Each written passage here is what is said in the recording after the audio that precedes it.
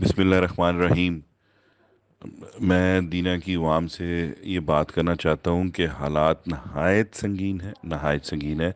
जहाँ तक दीना के हालात, मैं दीना शहर के हवाले से बात करूँ, खसूसन चक अब्दुल खालिक, शेखुपुरा और ये जो मलिका इलाके हैं।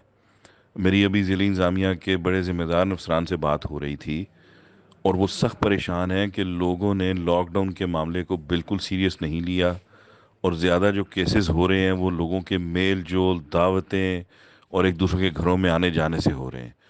तो मेरी तमाम ज़िम्मेदार लोगों से ये अपील है कि अपनी मस्जिदों में बेशक इस बात का ऐलान कराएं, नंबरदारों के थ्रू ये पैगाम पहुंचाएं कि अगर हमने इस वबा का मुकाबला संजीदगी के साथ ना किया तो मुझे तो इटली से बुरे हालात नज़र आ रहे हैं यहाँ।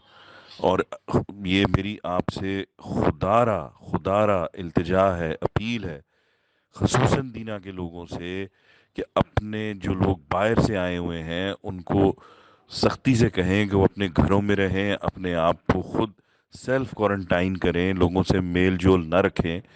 ये 15 दिन हम इसका मुकाबला कर लें, इंतज़ामिया के साथ हुकूमत कर ले, अल्लाह ताला की इसमें मदद शामिल हाल रहे। उसके बाद अल्लाह ताला ने मेहरबानी फरमाई तो मिल भी लेंगे। लेकिन इस वक्त हालात, मैं आपको बार बार बता रहा हूँ कि अच्छे नहीं हैं। और अल्लाह ताला भी तब ही हमारी मदद करेगा जब हमें अपना एहसास खुद होगा, हम अपनी मदद खुद करने पे तैयार होंगे। और ये डीपीओ साहब ने भी बार बार पैगाम दिया, डीसी साहब ने भी दिया, लेकिन लोग इस पे कान नहीं धर रहे। ज़िली इंतज़ामिया के अफसरान भी खासे परेशान हैं। तो मैं ये आपसे इल्तिजा करता हूँ कि इस पैगाम को घर घर पहुँचाएँ।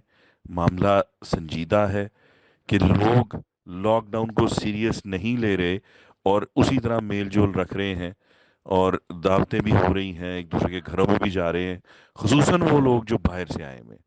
और अगर किसी को कोई ऐसी परेशानी होती है तो फिल फोर हेल्थ डिपार्टमेंट के लोगों से राब्ता करें, उन्हें बताएं। शुक्रिया।